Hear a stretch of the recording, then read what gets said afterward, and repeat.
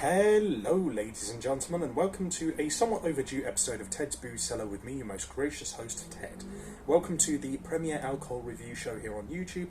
I'm not sorry for having done a couple of episodes for at least the last couple of weeks.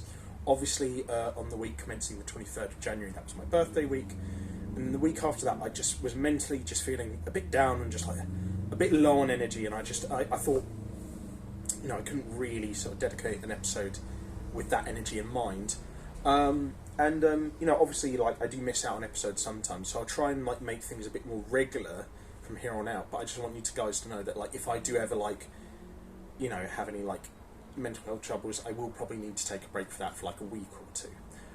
So I apologise if like I hadn't let you guys know beforehand, but that's probably the main reason why I was away for the last week. But we mean to go on as we do mean to go on, I'm going to be taking a look at a beer today by my dear friend Philip, who you guys will obviously have seen on a few episodes in the past. Now, Phil grew up in Berlin, at least partly grew up in Berlin, and he, for Christmas, got me some late Christmas gifts. He got me some really nice German chocolate, and then the two main things he got me was a couple of really nice Berliner sort of Pilsner beers. Now, he made the distinction that this one here, Berliner Pilsner, is a more modern version of Berlin Pilsner kind of beers. And then he also got me one that he said was a little bit more traditional, which is Berliner Kindl. Might be butchering that pronunciation there. This is probably a bit more of a traditional style Pilsner. So I'm going to be reviewing this for the next episode, but I thought for this one, we'll review the modern one, and it should be good, because while I'm sort of like probably more widely versed in terms of alcohol, if there's one area of alcohol that Phil knows more about than me, it's definitely German booze. So I'm definitely interested to see what this is like, and I've got to say, like, the design of the can is really nice. It's a pretty standard 5% alcohol volume, which for like a half litre of beer I think is a decent enough strength. And I really like the mixture of colours. You usually see a lot of like recently on like a lot of beer cans, I've seen like a lot of golds and sort of like blacks and whites, but this is an interesting mix of a red and green background with white writing, and I do really like the design of that can. It's not stereotypically German, of course, but it has like sort of somewhat German iconography on it, so I definitely like the design of the can quite a lot. I'll give that a solid 8 out of 10, I think. But yeah, no, this is really nice looking stuff, actually.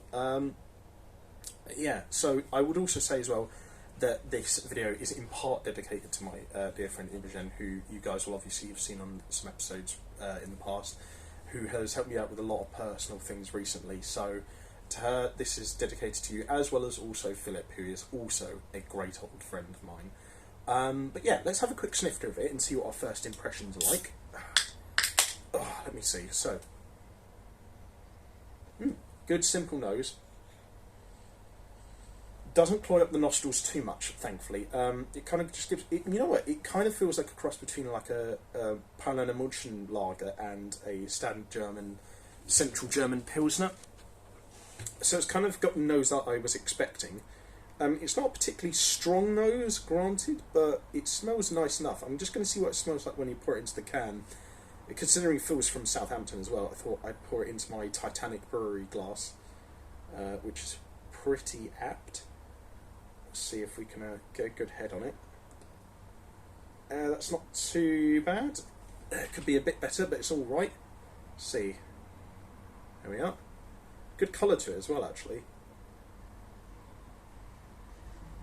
Okay, yeah, so it's kind of got like the undertone in that nose of like what I'd expect from a like a Pilsner München, but then it's kind of got like the after smell of like a Pilsner with a slight sort of honey-ish edge to it.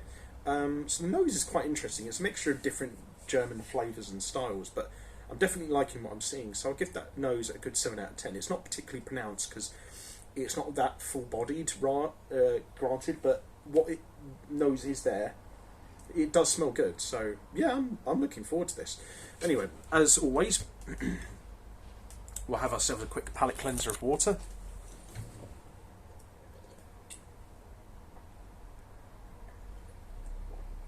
Now, on to the most important part of the video. And for the first time in February, bottoms up, and have a good weekend.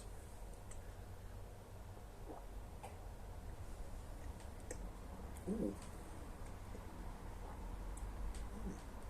It's not quite as sweet or hazy-ish as I was expecting a German Pilsner to be. Although then again, Pilsners are obviously a little bit crisper and clearer than like your usual Weissbier or things like that.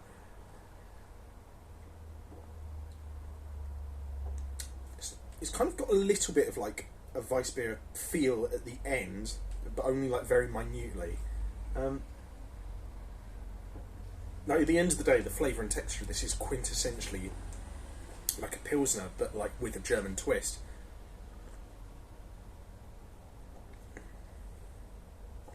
Yeah, because the impression I was getting from the noses there is that it would be quite honeyish and a little bit sweet. But really, more than anything, this is actually like quite a sharp beer. And I'm not saying that in a bad way. I'm just saying more than anything, the flavour is very sharp and very striking. I imagine this beer might not be for absolutely everyone, but like the honeyness is more so in the nose, and there's like a little tiny bit in the underlying sort of flavour there. But more than anything, this just tastes like a sort of down-to-earth, simple, straightforward Pilsner. A little bit wheaty in the end, but more than anything, it's just kind of got that Pilsnery through line.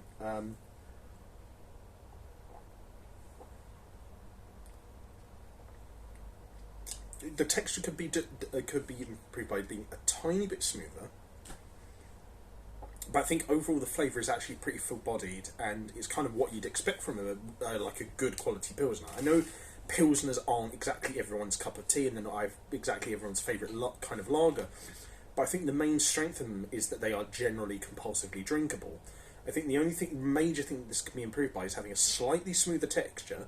But generally, aside from that, this is exactly what I'd expect from a German Pilsner. This is really refreshing. It's light, and despite being 5%, it doesn't have that feel of like knocking your socks off.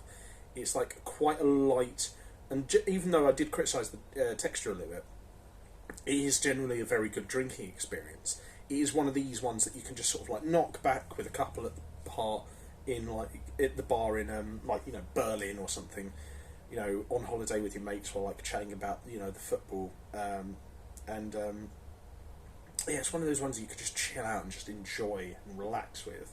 It's a perfect relaxation beer. I imagine it'd probably go well with some nice German food, like probably not currywurst because I can't eat pork. What's a good German meal? Probably like nice chicken schnitzel with curry sauce and mashed potatoes and sauerkraut. That'd probably be quite nice with this. But yeah, no, give this a shot. It's not a particularly complicated beer, but what is there is really nice, and I'll give it a good solid 8 out of 10. So to Phil, thank you for getting this. This is genuinely one of the nicer Pilsners I've had in my life, because generally I'm not a massive fan of Pilsners. I don't write them off as a rule of thumb, but I've never had a massively high level of quality in terms of my experience with them. But this is really good stuff. Very, very nice. So give this a shot. Definitely worth a buy. And yeah, thank you again to Philip for being such a good friend and getting this for me. And thank you to Imogen as well for being a good friend. And if you guys like this video, leave a like, share and subscribe. If you have any suggestions for future episodes of Ted's Brew Cellar, let me know in the comments section down below. If you want to check out any of my other social medias online, I'll leave the links to that in the video description down below.